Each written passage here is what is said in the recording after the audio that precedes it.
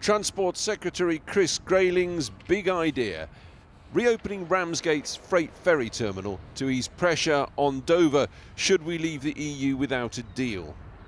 It would be the largest potential investment to hit Ramsgate's dilapidated and loss-making port in years. And yet, silence today. The local council declined to be interviewed. The port itself, owned by the council, also keeping stum. I think the degree of secrecy is outrageous. I think what we need is openness. I think we need some transparency. I think if £14 million has been given to seaborne freight, there should be due diligence done. It should be an open process.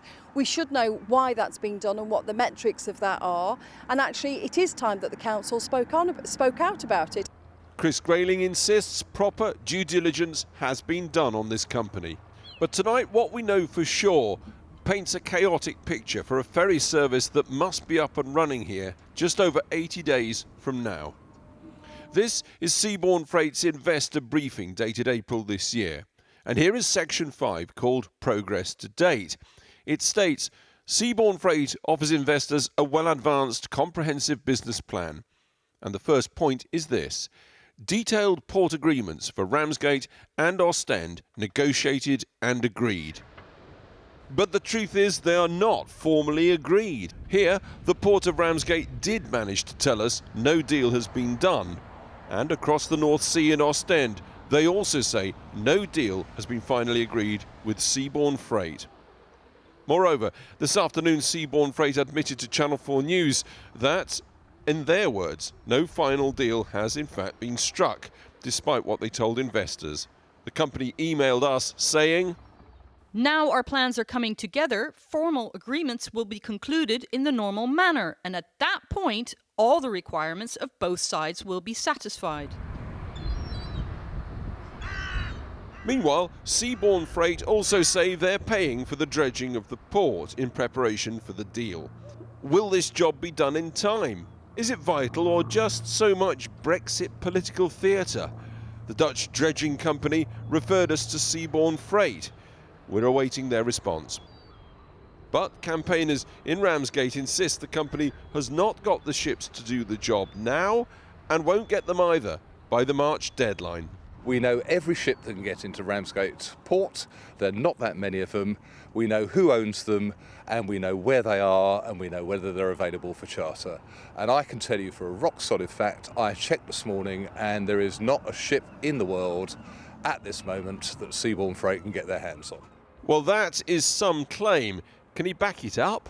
All the ships that can get into the port of Ramsgate, we know where they are. P&O have got 4 in Dover, DFDS have got some. A sensible thing to have done, if you were Chris Grayling, would have said, well, if Dover gets gridlocked, we'll just move those ships from Dover to Ramsgate and get on with it. We put this to Seaborne Freight today. Perhaps they could name the ships they have earmarked.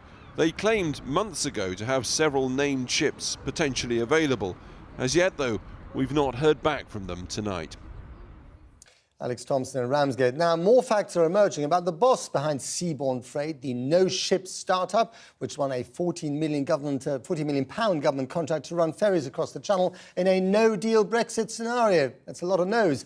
Our business editor, Siobhan Kennedy, has been digging away. What have you found, Siobhan? We have been hitting the phones all day, Matt, and this is about a previous company that was run by Mr Sharp called McKenzie International that won so-called armed escort vessels that run those in the region around the Red Sea and the Gulf to ward off pirates, that spate of Somali pirates we saw around 2008 and onwards. Now, last night we reported allegations that McKenzie owed one firm that Mr Sharp had dealings with more than $1 million when McKenzie was put into liquidation in 2013, when it went bust effectively. Now, Mr Sharp refuted those allegations, but today, Matt, we have seen legal documents that very much call into question Mr Sharp's denial. Take a look at this. This is the man, Ben Sharp, who's been entrusted with a £14 million contract to deliver crucial ferry services in the event of a Brexit no deal. He's the boss of Seaborne Freight, but many years ago he also ran another shipping firm called McKenzie International, but it was a very different business. In the warm waters of the Red Sea and the Gulf of Oman, he chartered ships to provide armed escort vessels that protected larger boats from pirates in these hazardous waters. Last night on this programme, one firm that Mr Sharp had dealings with, called Mid-Gulf Offshore, claimed it had been left more than $1 million out of pocket when Mr Sharp's company, Mercator, was shut down in 2013. We now know because it failed to pay its taxes to HMRC, raising serious questions about the level of due diligence carried out by government before handing Mr Sharp and his current company the no-deal ferry contract. We put this allegation to Mr Sharp last night, and in a statement he told Channel 4 News, "The claim allegedly made by Mid-Gulf is denied." But now this programme has obtained a promissory note agreed by Mid-Gulf, Mr Sharp and Mercator. In it, Mercator International Limited, represented by John Edmund Paul Ben Sharp, acknowledges the promisor Mercator International owes a sum of $1,019,682.72 to Mid-Gulf, and further promises to repay that sum in 2 separate payments of $500,000 by December 2013, with a balance to be paid by the end of that month. We asked Mr Sharp again today if he still denied the claim by Mid-Gulf. He told us, "Our previous comments stand." Asked if that meant he had paid the 2 sums, Mr Sharp said, "See previous comment." So far, the Department for Transport has said due diligence on seaborne freight and Mr Sharp was carried out by senior officials and third-party organisations. But the boss of Mid-Gulf Offshore, Manoj Matthew, has tonight reiterated that his company was never repaid. Siobhan Kennedy reporting. Well, I'm joined now from Oxford by Rod McKenzie, Managing Director, Policy and Public Affairs at the Road Haulage Association. Thanks for coming in the programme. Happy New Year. So the government has said that these preparations taking place are enough and on time. Do you buy that? No, I don't, Matt. These preparations for a no-deal Brexit should have started many, many months ago. We have 60 working days to go to a potential cliff-edge Brexit, and let's hope it's not a cliff edge. What we want is a transition period that buys us more time. Why? Because business needs more time. British business is not ready for a cliff-edge Brexit. And it's not just the haulage and logistics industry that will be hit by that, it's all of us. Of course, there are some people who want Brexit to happen, are happy with a no-deal Brexit, who say that actually this is just scaremongering. You know, when it comes on the 29th of March, we will be prepared, and actually, despite a few hiccups, business and life will continue as before. What do you say to them? Well, we don't do Project Fear, we do Project Reality. And the reality is, if there is a no-deal Brexit, there are 40,000 lorries that will need 2,000 permits to get across to the other side of the channel. Now, that means roughly 38,000 lorries won't be able to trade. And that's going to affect our supply chain, the crucial supply chain that keeps Britain running. There is also the question of customs. With non-EU rules, the customs burden on logistics companies to fill out forms is enormous. And do you know what? We haven't really been told what we need to do. So with the clock running out on us, British business simply doesn't quite know what to do. And what's happening at Manston and what's happening in Ramsgate, well, it's not going to solve the problem. And Manston is that disused airport that's going to be turned into a very large parking lot for lorries, right? Well, that's right. And we learnt today that, we knew about it for a little while, but it's now sort of hit the public domain, that there's going to be a dry run, if you like, for a potential Dover chaos on Monday, with around about 100 lorries turning up at Manston early in the morning to do a dry run of what it would be like to be held there for a while and then moved off to Dover in due course to relieve the pressure on the port of Dover. But the problem is that there are 12,000 lorries a day that used over, and this is a dummy run with around about 100. So again, it's difficult to come to a conclusion other than, okay, you can't criticise the government for doing no-deal planning, but not at this stage and not on this scale. I mean, a lot of the language used for preparing for a no deal really is akin to the kind of language used in times of conflict. But then when you look at that single dredger in the port of Ramsgate, you think more of Dad's army, don't you? Well, there are certainly many images that come to mind. Alex Thompson in his report was talking about the fact that it might take up to Brexit Day or no-deal Brexit Day for the port to be adequately dredged. We are running out of time. And by the way, Ramsgate, you've done a very serious piece of journalistic investigation on the company and all that. But even if we were to believe the government press release, they're going to have a couple of ferries to start with and maybe a couple later. That's not going to be enough to ship the sort of lorries we need. Let me ask you one final question. Do you think it's possible that these preparations for a no-deal Brexit, which sound incredibly serious, and a lot of the stuff that the no-deal Brexiteers would say is just scaremongering, do you think that this is political theatre put on by the government to scare MPs into voting for Theresa May's deal?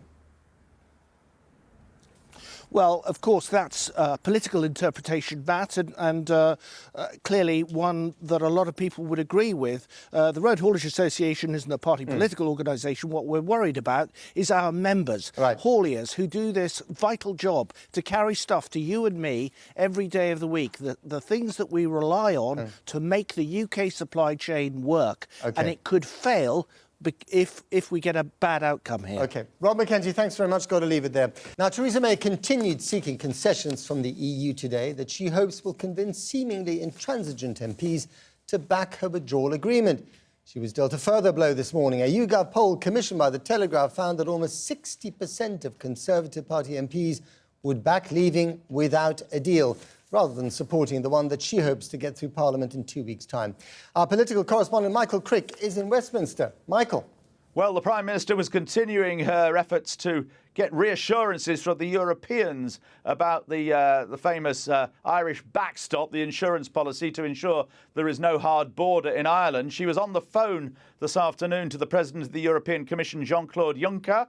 That was friendly, according to the Commission, and they agreed to keep in touch next week. But no details of what was said. No details either from Downing Street as to who are the other European leaders Mrs May's spoken to in the last few days, or indeed the numbers of people she's spoken to. But we are going to see more details of the government's preparations for no deal. You heard earlier from Rod McKenzie of the Road Haulage Association about the plans for Operation Brock on Monday in Kent, involving up to 150 lorries at Manston Airport and other places. Now, there's the possibility, there's the suggestion this is all political theatre and scaremongering, and I suspect there may be some people in government who rather hope that this dress rehearsal on Monday goes disastrously wrong and acts as a warning to the kind of to Conservative MPs as to the kind of disruption and chaos that might ensue if there is no deal. On the other hand, the poll figures that you cited earlier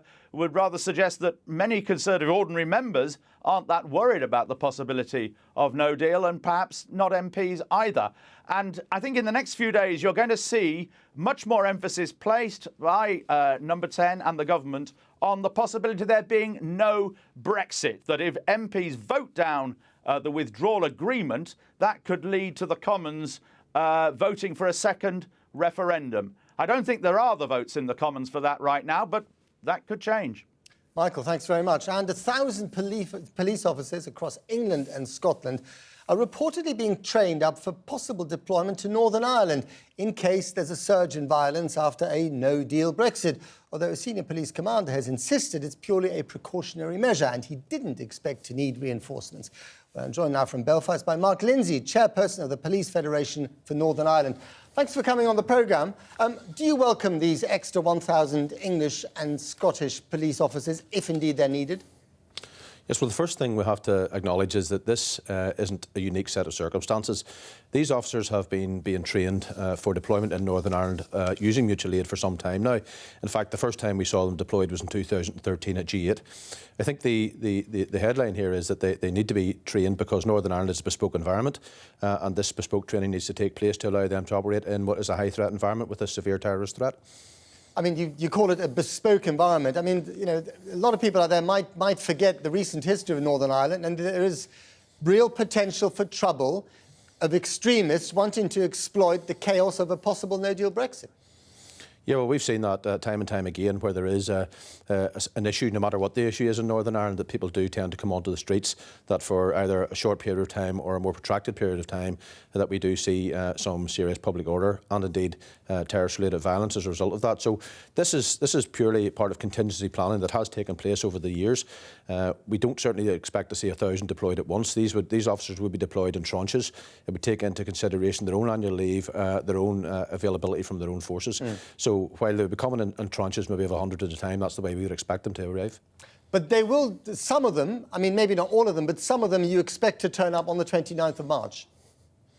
Well, I think all Northern Ireland, all PSNI resources would have to be exhausted first. The PSNI can pull together some 58 public order units if required. These officers here are only used whenever that goes on for a protracted period of time, and our officers need relieved in some regard. So we wouldn't expect to see them, but we certainly expect to see that the contingency is there if needed. But I think it's an extreme measure for extreme circumstances, and obviously we don't know what those extreme circumstances are going to be, if anything, yet. Is there a problem, especially for Republicans, with English and Scottish police officers on the streets of places like Belfast? I don't think so. I think, you know, what we're trying to do here is keep the community safe, is to stop the country falling into large-scale public order. This will be purely a contingency. I don't see that there's any issue with these officers coming over. At the end of the day, they were over in 2013, and there was a contingency there for the flag protest as well, and that received no adverse comment from those communities. Did you ever expect to have to come up with these contingencies at the time of the referendum itself? Well, I think it's always been on the cards. I think that policing in Northern Ireland is a unique environment, particularly along the border area. Our officers are working there under a severe terrorist threat, which means an attack is highly likely. Normal policing there requires officers to move around in 4-vehicle armoured convoys. Right. Et cetera, et cetera. So this is just another area where we need proper resourcing of policing in Northern Ireland, and this is the contingency in lieu of this. Mark Lindsay, thank you very much indeed. Now, university leaders have warned that a no-deal Brexit, here it is again, could be an academic, cultural and scientific setback from which it could take decades to recover. And they're right to worry, according to the university's minister, who agreed that there would be significant issues. The Russell Group of leading universities says that key areas of research, from groundbreaking cancer treatments to technology to climate change, could be compromised without access to EU funding programmes. Our North of England correspondent, Claire Fallon, has a story.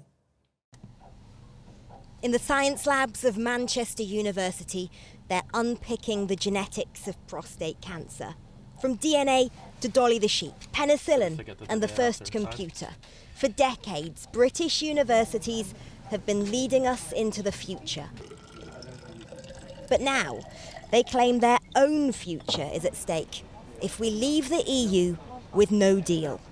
In terms of research, we get large sums of money from the European Union. Actually, the UK does very well in terms of research funding from the European Union. But again, it's not just about the money. It's about being part of large collaborative projects. But the reality is that Manchester University has always been at the forefront of huge scientific developments, from Rutherford to Turing. You've been doing it long before you had European money. We have. It's a little more difficult now, though. I think the days of the individual researcher are somewhat gone, and of course tackling big global problems now requires large teams of people with very different but complementary expertise. In recent years, UK universities have been awarded billions in EU money. The government's guaranteed to fill the gap for some, but not all of the projects that already have funding. In a letter, leading university figures warn research into cancer treatments and climate change could be compromised, that world-leading academics might leave, that it would take decades to recover. Universities aren't just institutions of learning. Increasingly, they're global brands and businesses. And their ability to attract overseas students is a crucial part of how they bring in money. Already, the number of students from other EU countries coming to the UK's leading universities is down. Christina arrived from Berlin last week. She's a medical student and pretty pragmatic, considering the uncertainty. If there is no deal and probably I have to go, I have no clue. But we had to sign up for it, so they said probably you have to split your semesters or you have to go or you cannot finish, so. They've actually said to you that if there's a no-deal Brexit, you might have to go back in the middle of your studies? They don't know. I think there is a special agreement for the Erasmus students, so I hope it will not happen, but... The government insists, deal or no deal, Britain will be a world leader. Top scientists and researchers will want to be here. Not everyone shares that optimism. Claire Fallon, Channel 4 News, Manchester.